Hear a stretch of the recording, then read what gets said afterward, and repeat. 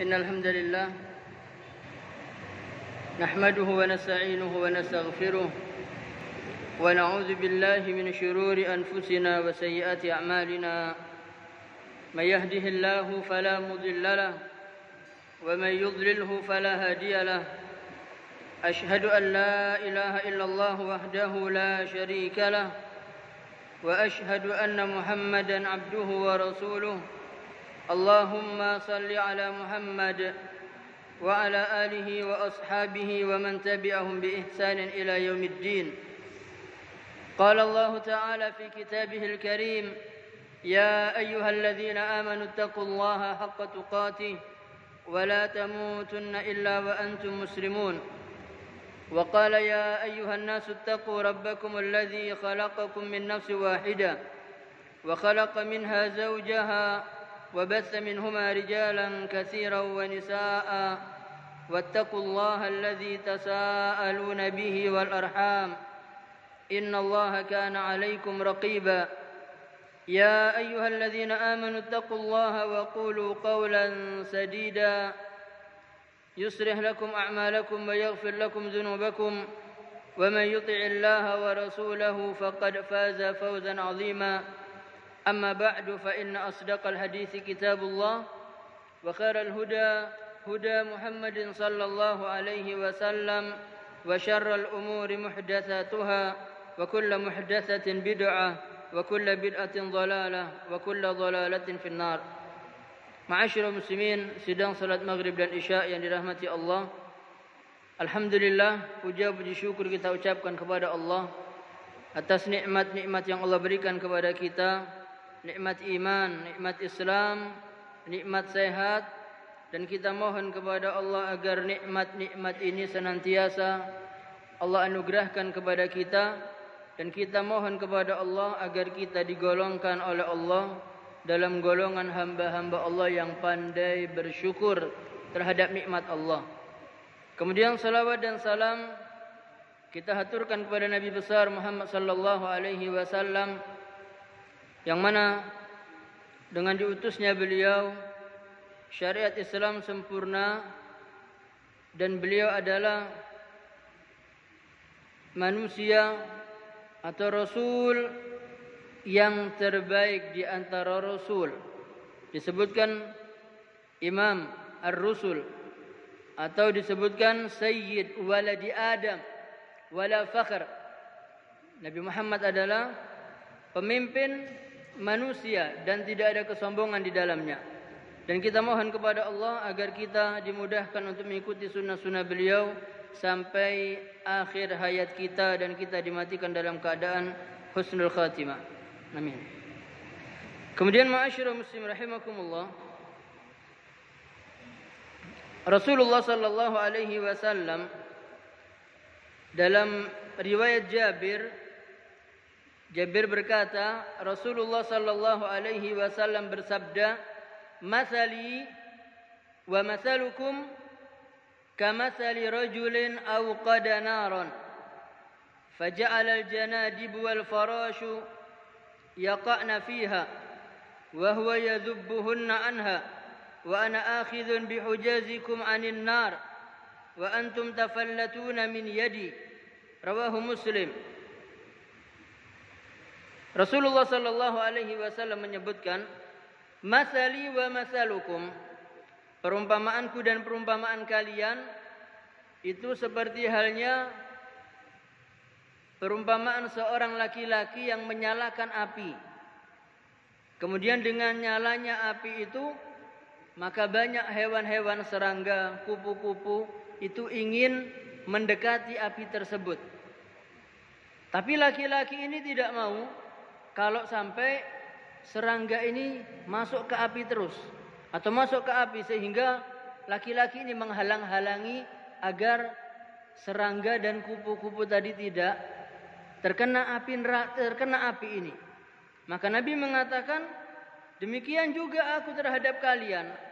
Aku ini menjaga kalian, aku pegang tangan kalian supaya kalian tidak masuk ke neraka. Tapi kalian tidak mau. Tapi kalian melepaskan genggamanku, kata Nabi sallallahu alaihi wasallam. Kalian lari dari apa yang menjadi sunnahku. Maka ma'asyiral muslimin, di antara penjagaan sunnah-sunnah Nabi sallallahu alaihi wasallam adalah Nabi sallallahu alaihi wasallam di dalam bab masalah makan, Nabi memerintahkan amara bilaqi al-asabi was-sahfa wa qala innakum la tadruna fi ayyiha al-barakah. Nabi itu mengajarkan kepada kita kalau kita makan dengan tangan. Kemudian selesai makan itu Nabi memerintahkan kita untuk membersihkan apa yang ada di tempat makan kita, serta yal'aq itu memasukkan tangan. Seperti ini, membersihkan. Kata Nabi sallallahu alaihi wasallam, karena kalian tidak mengerti, tidak mengetahui barokah dari makanan yang kalian makan itu di mana. Terkadang kita makan kemudian kita sisakan. Kemudian kita makan, ada makanan yang jatuh kita biarkan. Katakanlah nanti kotor dan seterusnya. Maka Nabi sallallahu alaihi wasallam di dalam hadis riwayat Abu Musa,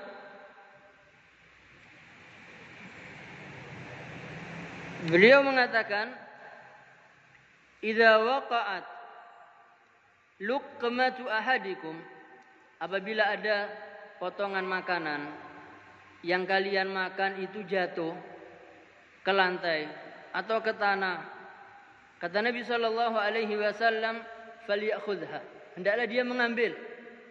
Jadi makanan yang jatuh itu diambil, bukan diinjak, bukan dibuang. Tapi diambil, kata Nabi sallallahu alaihi wasallam, "Falyumit makana biha minal adza." Kemudian setelah dia ambil, dia bersihkan. Kotorannya dia bersihkan, dia buang, kemudian yang bersih dia makan. Jadi makanan yang jatuh tidak langsung kita buang. Tempat makanan yang jatuh itu kotor, kita ambil makanan, kita buang yang kotor.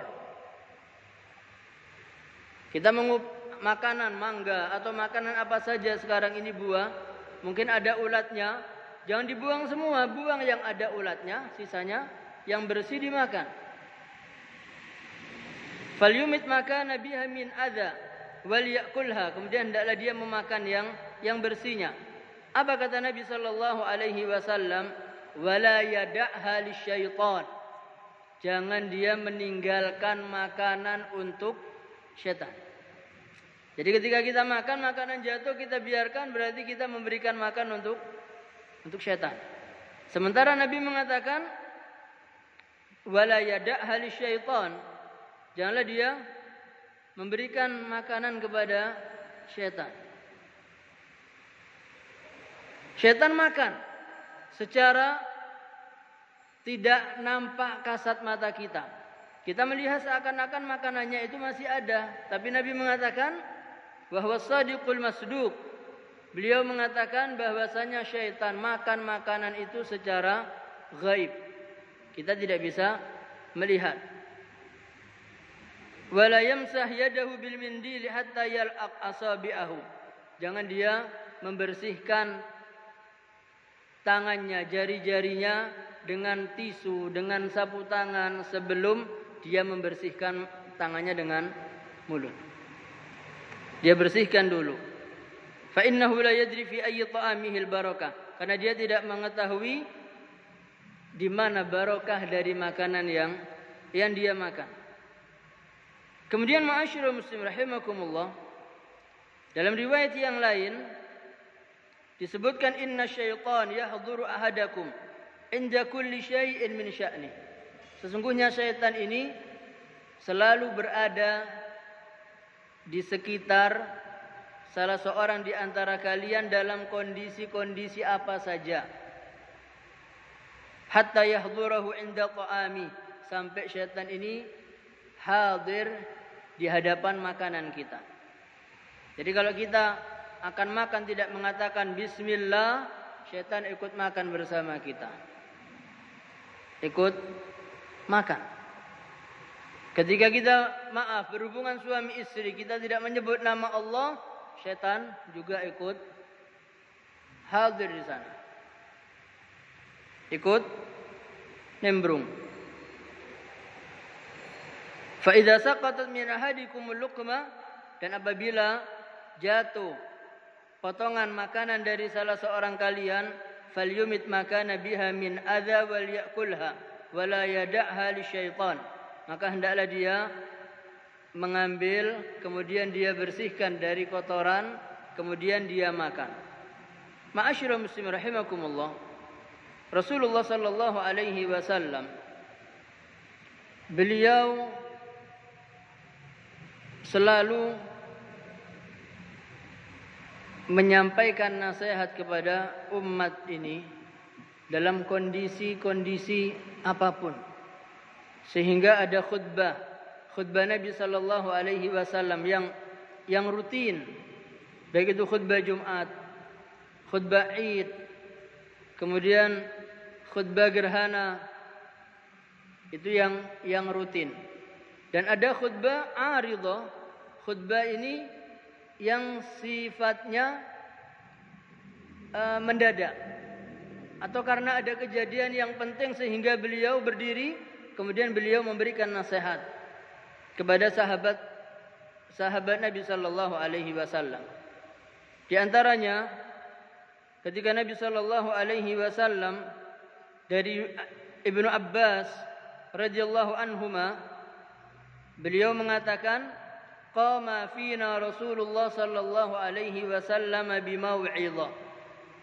Rasulullah sallallahu alaihi wasallam berdiri menghadap kami dengan memberikan nasihat. Faqala ya ayyuhan nas, wahai sekalian manusia, innakum mahsyurun, sesungguhnya kalian kelak akan dikumpulkan ilallah, kepada Allah subhanahu wa ta'ala, hufatan, dalam keadaan hufat itu tidak beralaskan kaki, aurat, dalam keadaan tidak berpakaian, ghurla, dalam keadaan ghair mukhtatinin, yaitu belum disunat.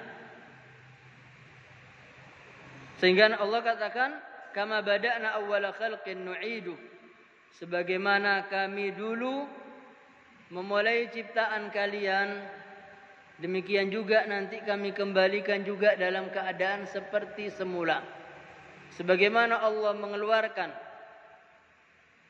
kita nanti di hari kiamat dari perut bumi, sama dengan ketika Allah mengeluarkan kita dari perut ibu kita dalam keadaan tidak berpakaian, dalam keadaan tidak sunat, dalam keadaan buhma, yaitu tidak punya harta apapun, lahir tanpa sehelai kain. Dan demikian juga ketika Allah bangkitkan kita juga dalam keadaan tidak ada sehelai kain pun. Kemudian Nabi sallallahu alaihi wasallam menyebutkan, ala wa inna awwalal khalaik, ketahuilah bahwasanya manusia pertama yuksa yaumal qiyamah, yang diberikan pakaian oleh Allah pada hari kiamat, siapa? Siapa manusia pertama yang diberikan pakaian pada hari kiamat? Nabiullah Ibrahim alaihissalam. Nabiullah Ibrahim alaihissalam adalah manusia yang pertama yang Allah berikan pakaian pada hari kiamat. Ala wa innahu sayuja'u birijalin min ummati fayu'khadhu bihim dzatash shimal. Kemudian ketahuilah bahwasanya nanti pada hari kiamat itu akan didatangkan laki-laki dari arah shimal, yaitu tempat orang arah masuk ke api neraka. Kemudian Nabi sallallahu alaihi wasallam beliau mengatakan, Rabbi ashabi, wahai Tuhanku, mereka ini sahabat-sahabatku. Kenapa harus akan dimasukkan ke neraka? Nabi bertanya kepada Allah, Rabbi ashabi. Maka apa dijawab kepada Nabi? Innaka la tadri, wahai Muhammad, kamu tidak tahu apa yang terjadi kepada mereka setelah engkau tinggalkan mereka. Maka ma'asyiral muslimin rahimakumullah, maka dengan jawaban ini Rasulullah sallallahu alaihi wasallam menyebutkan, fa aqulu kama qala al-abdu salih. Maka aku berkata sebagaimana hamba saleh berkata, yaitu Nabi Isa alaihi salam. Nabi Isa alaihi salam di hari kiamat kelak Allah bertanya kepada Nabi Isa. Allah bertanya, "A anta qulta lin-nas?" Wahai Isa, apa engkau berkata kepada manusia, ittakhiduni wa ummiya ilahaini min dunillah? Wahai Isa, apa engkau berkata kepada manusia, jadikanlah aku Isa ibnu Maryam wa ummiya, dan ibuku Maryam, ilahain, dua Tuhan selain Allah.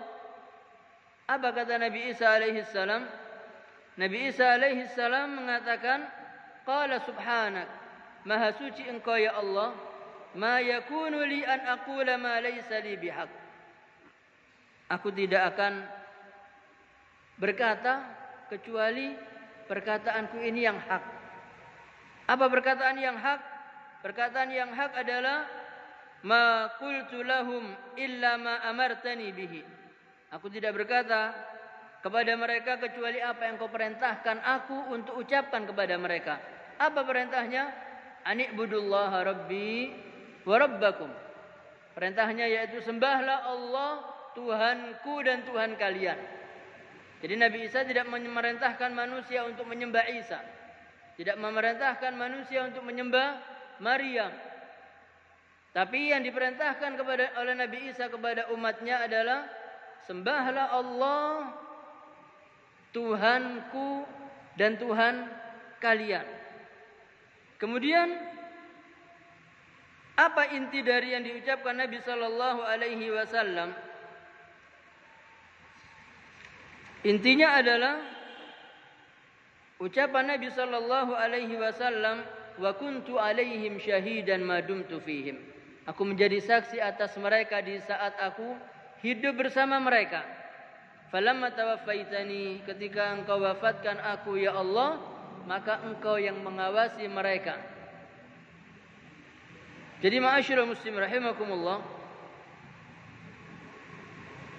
ketika ayat ini atau hadis ini turun atau keluar dari Nabi sallallahu alaihi wasallam, yaitu kalimat innaka la tadri ma ahdatsu ba'daka, wahai Muhammad, kau tidak tahu apa yang terjadi kepada mereka setelah engkau wafat. Maka orang-orang Rafidhah, orang-orang dari Syiah, mereka memegang erat hadis ini dengan mengambil kesimpulan. Mereka mengatakan fitnah, perkataan yang dusta. Mereka mengatakan berarti as-sahabatu kulluhum, berarti sahabat semuanya mereka irtaddu anil Islam. Mereka semuanya murtad. Ini yang dipegang teguh oleh orang-orang Syiah. Mereka mengatakan secara keseluruhan, secara global, mereka mengatakan berarti sahabat semua sepeninggalan Nabi mereka semuanya murtad. Itu yang diucapkan oleh siapa? Syiah, Rafidhah. Maka mereka mengatakan Abu Bakar kafir, finnar. Mereka mengatakan Umar kafir, finnar. Mereka mengatakan siapa lagi? Abu Bakar, Utsman itu kafir, kecuali Ali bin Abi Thalib dan Ahlul Bait. Itu yang mereka katakan hanya Ali dan siapa? Dan Ahlul Bait, keluarga Nabi sallallahu alaihi wasallam. Sementara semua sahabat itu menurut Syiah mereka semuanya kafir. Nauzubillah. Nauzubillah. Kemudian ma'asyiral muslimin rahimakumullah, maka tidak diragukan apa yang mereka ucapkan adalah bohong. Siapa di antara mereka yang murtad? Yang murtad itu bukan orang yang hidup keseharian dengan Nabi sallallahu alaihi wasallam.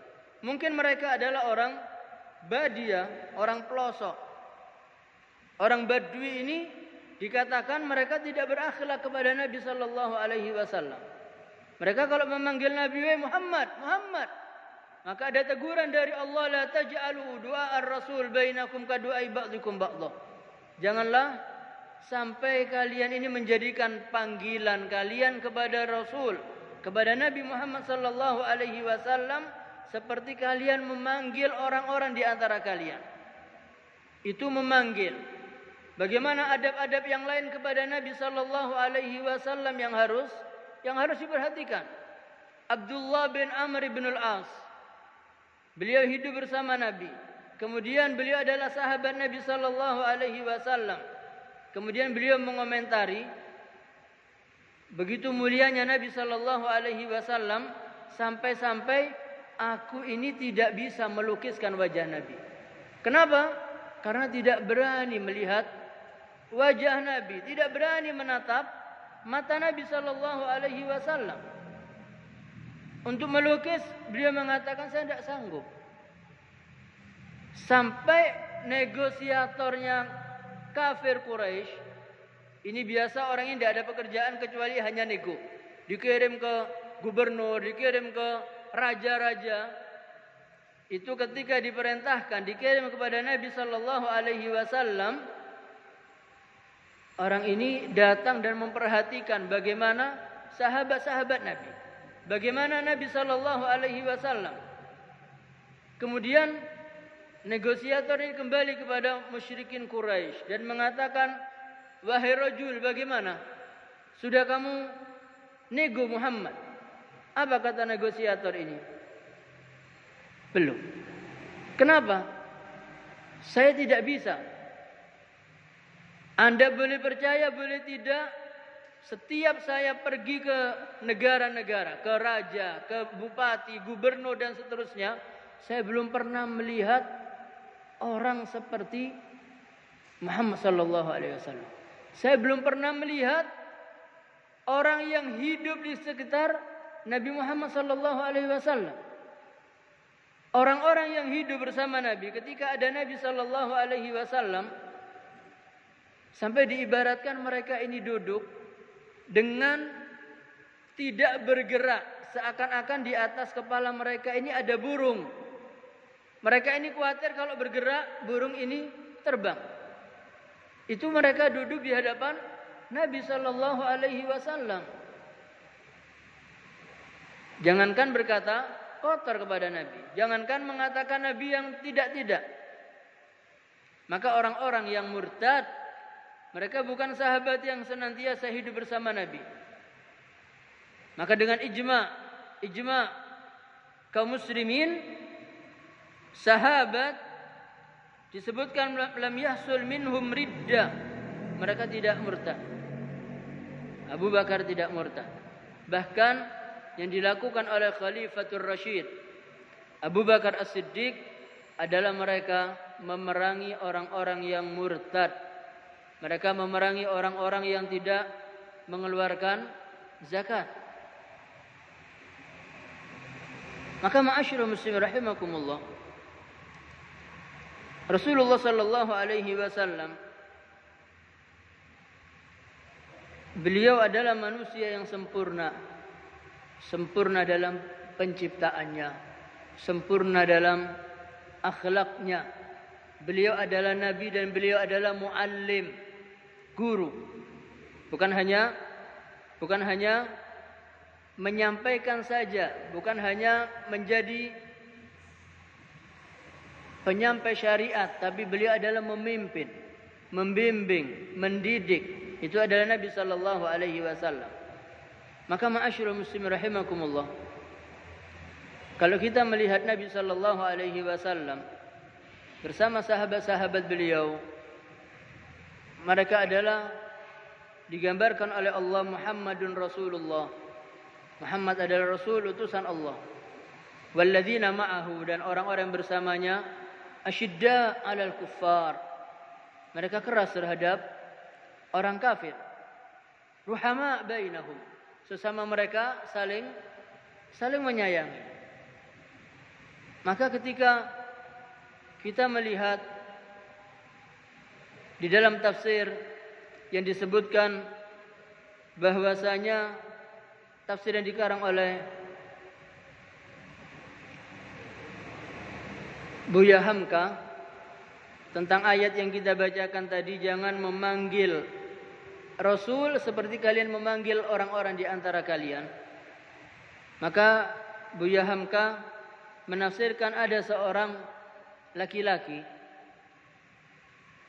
di India sebelum India pecah, itu mereka ada yang mencemooh Nabi sallallahu alaihi wasallam.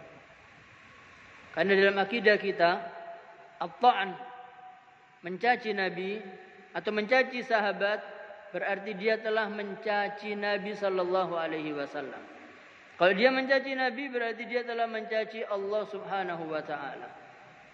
Maka ma'asyiral muslimin, mencaci Nabi, mencaci Allah, mencaci sahabat, itu rentetan yang akan terjadi ketika seseorang mencemooh sahabat, menfitnah sahabat.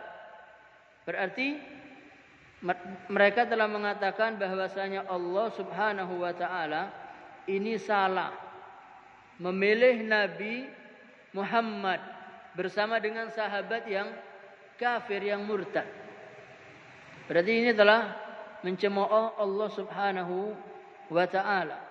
Berarti telah berkeyakinan, beranggapan bahwasanya Allah Subhanahu wa taala memberikan orang-orang pendamping Nabi Muhammad adalah mereka-mereka yang kafir. Kalau memang sahabat ini seperti yang dikatakan oleh Syiah, Rafidhah, maka syariat Islam tidak akan sampai kepada kita. Maka ini ucapan yang bohong. Maka ketika orang Inggris yang tinggal di India mencacat Nabi, menjelek-jelekkan Nabi dalam tulisannya, kemudian pada waktu itu kondisi India ramai.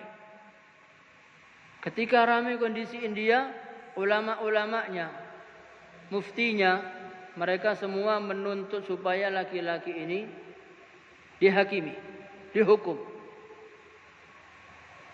Ketika akan dihukum, orang Inggris ini bukan minta maaf, tapi malah menjadi-jadi, malah menantang di majelis atau di mahkamah.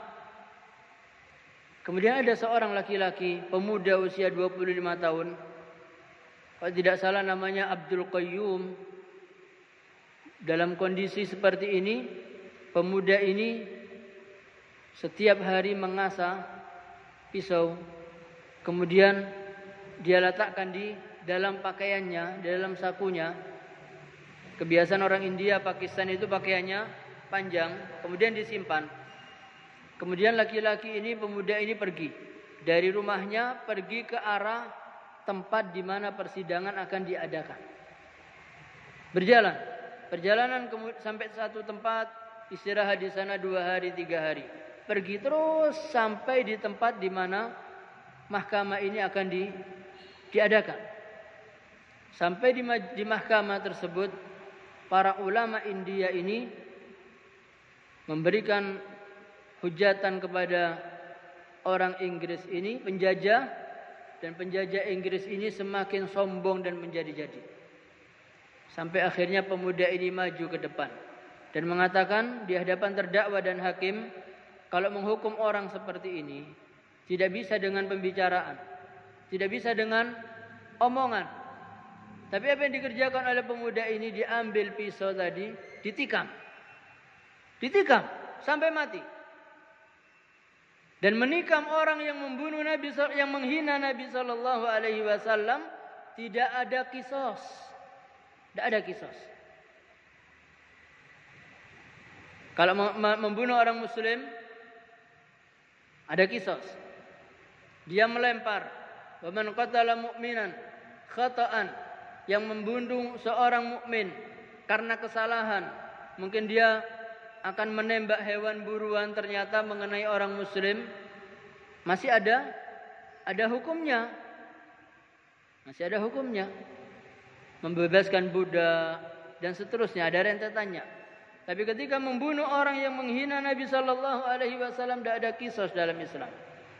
Tapi laki-laki ini ketika selesai membunuh orang penjajah ini, hakimnya ketakutan. Apa kata pemuda, wahai hakim, tidak ada urusan dengan Anda. Kewajiban saya selaku umat Nabi Muhammad sudah selesai. Kemudian polisinya juga heboh. Maka laki-laki ini mengatakan, tidak usah khawatir, saya tidak akan lari. Tugas saya sudah selesai, sekarang silakan saya dihukum. Itu yang terjadi. Maka ada yang mengatakan Islam itu jaya tanpa kita. Al-Islam ya'lu. Islam itu jaya. Dengan kita Islam jaya, tanpa kita Islam jaya. Tapi pertanyaannya, ketika dalam kondisi seperti ini, apa yang kita perbuat untuk Islam? Itu yang akan kita bertanggungjawabkan. Nabi kita dihina, ada kebencian dalam hati kita, atau kita hanya mengirim berita kepada kawan kita, tapi dalam hati kita, saya dapat orang pertama yang dapat berita, saya kabarkan ke orang lain. Apa hanya itu? Berarti sudah kita tidak untuk membela Nabi. Tapi ketika dalam kondisi begitu, hati kita ini bergejolak dan marah, kita tidak sanggup, kita tidak punya kemampuan, kita sampaikan, kita beritakan. Apa tindakan kita? Minimal kita melaknat. Sudah kita melaknat? Tidak. Apalagi? Sudah tidak melaknat orang yang mencaci Nabi, membunuh tidak, melaknat tidak, hanya diam saja, atau acuh tak acuh dengan alasan cari makan sulit. Nah, kalau saya membunuh, saya nanti dibunuh anak saya bagaimana? Dan rentetannya. Maka ma'asyiral muslim rahimakumullah, kita mohon kepada Allah. Kita mohon kepada Allah. Dalam kondisi seperti ini, kita mohon kepada Allah agar Allah berikan kita pemimpin. Kalau di zaman Umar bin Khattab radhiyallahu an, jajahannya sangat luas. Islam menyebar sampai di Persia. Sebelum menjadi Syiah, Iran itu pada waktu itu masih kerajaan. Di kerajaan tersebut memiliki panglima perang. Setiap kali ada peperangan, yang menjadi panglima perang laki-laki ini, dan tidak pernah kalah. Kerajaan diserang, panglima perang ini menjadi panglima perang, memimpin perang, menang. Sampai usianya tua.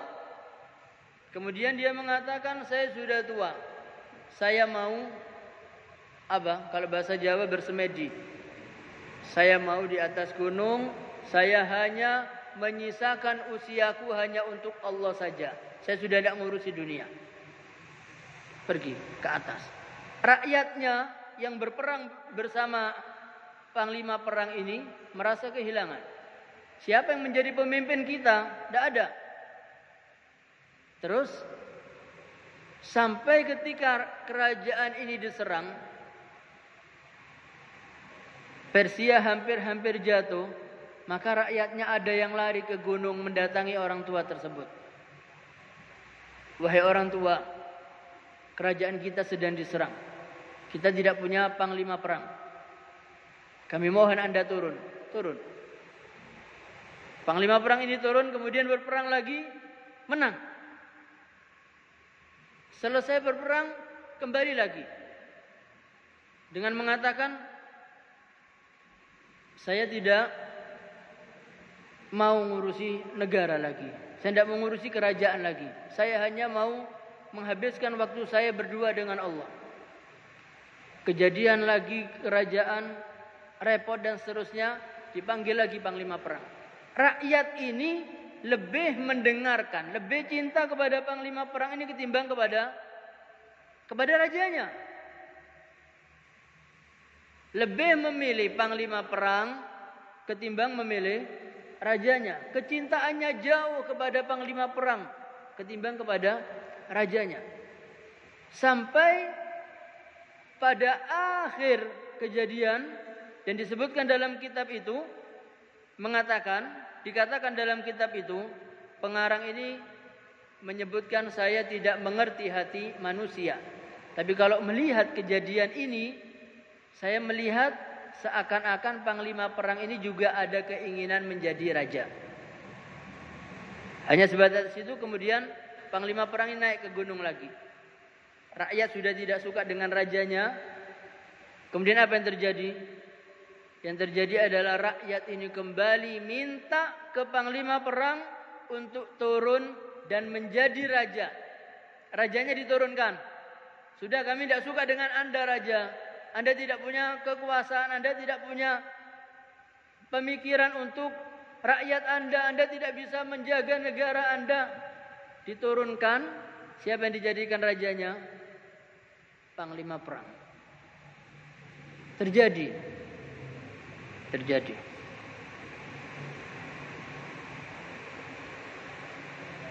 Maka ini tidak berpolitik. Ya, cerita ini hampir mirip dengan kejadian di negara kita. Hampir mirip. Kecintaan rakyat kepada seorang alim, seorang yang dekat dengan Allah, seorang yang hanya mementingkan umat Islam, kecintaannya mengalahkan kecintaan mereka kepada pemimpinnya. Dan tidak tahu, kita serahkan kepada Allah. Kita mohon kepada Allah, kita mayoritas muslimin, kita mendapatkan pemimpin yang Islam, mendapatkan pemimpin yang cinta terhadap negara Islam, negara kita ini yang mayoritasnya Islam, mementingkan rakyat kecil, mementingkan pendidikan Islam, memudahkan pendidikan Islam bagi orang-orang yang tidak mampu untuk sekolah, memberikan murah untuk pendidikan, untuk kesehatan. Itu yang kita mohonkan kepada Allah, agar Allah memberikan kita pemimpin-pemimpin yang cinta kepada rakyatnya, dan rakyatnya juga cinta kepada pemimpin ini. Allahumma salli ala Muhammad wa ala ali Muhammad kama sallaita ala Ibrahim wa ala ali Ibrahim fil alamin innaka Hamidum Majid. Allahumma barik ala Muhammad wa ala ali Muhammad kama barakta ala Ibrahim wa ala ali Ibrahim fil alamin innaka Hamidum Majid. Allahumma anta rabbuna la ilaha illa anta subhanak inna kunna minadh dhalimin. Allahumma ij'al jam'ana hadha jam'an marhuma wa tafarruqana min ba'dihi tafarruqan ma'suma. اللهم لا تدع لنا في مقامنا هذا ذنبا إلا غفرته ولا هما إلا فرجته ولا عيبا إلا سترته ولا أقيما إلا رزقته ولا مريضا إلا شفيته ولا سؤالا إلا أعطيته ولا دينا إلا قضيته ولا حاجة من حوائج الدنيا والآخرة إلا قضيتها ويسرتها برحمتك يا أرحم الراحمين. اللهم كما جمعتنا في هذا المسجد فاجمعنا في جنتك جنات النعيم. اللهم إنا نسألك الهدى والتقى والعفاف والغنى. اللهم إنا نسألك رضاك والجنة ونعوذ بك من سخطك والنار. اللهم إنا نعوذ بك من جهد البلاء ودرك الشقاء وسوء القضاء وشماتة الأعداء. اللهم اغفر لنا ذنوبنا ولإخواننا الذين سبقونا بالإيمان ولا تجعل في قلوبنا غلا للذين آمنوا. ربنا إنك رؤوف رحيم.